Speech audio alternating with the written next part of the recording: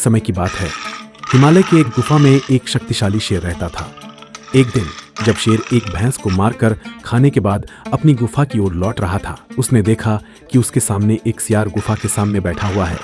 सियार शेर के बचे हुए भोजन को खाने को अपने लिए प्राप्त करने के लिए सियार के पास एक चालाकीपूर्ण योजना थी।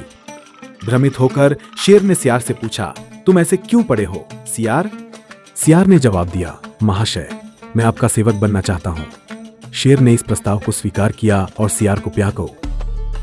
उस दिन से शेर ने सियार के बचे हुए भोजन को सियार से साझा किया। जब सियार इस भोजन को खाता तो वह भूखे सियार से मोटा हो जाता था और अहंकारी होने लगा। उसने शेर के समान शक्ति होने का विश्वास कर लिया।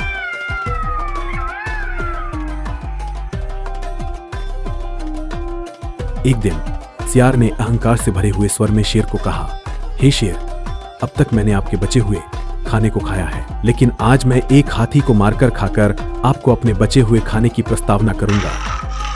शेर ने सियार को चेतावनी दी कि ऐसा खतरनाक काम करने की कोशिश न करे, क्योंकि सियार महाशय हाथी को मारने के लिए पर्याप्त ताकतवर नहीं था।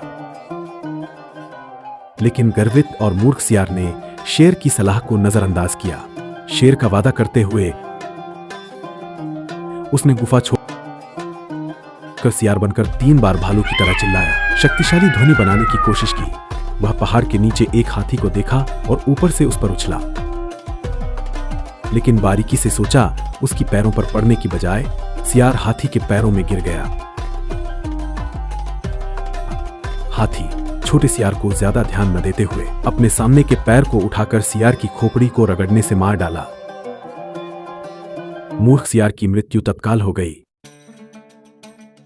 ऊंची चट्टान से शेर ने पूरे दृश्य को देखा और कहा, जैसे सियार जैसे अविवेकी और अहंकारी होते हैं, वे अपने ही नाश को प्राप्त होते हैं। शेर अपनी भूख को पूरा करके चल दिया, मूर्ख सियार के लिए पशु शव छोड़कर।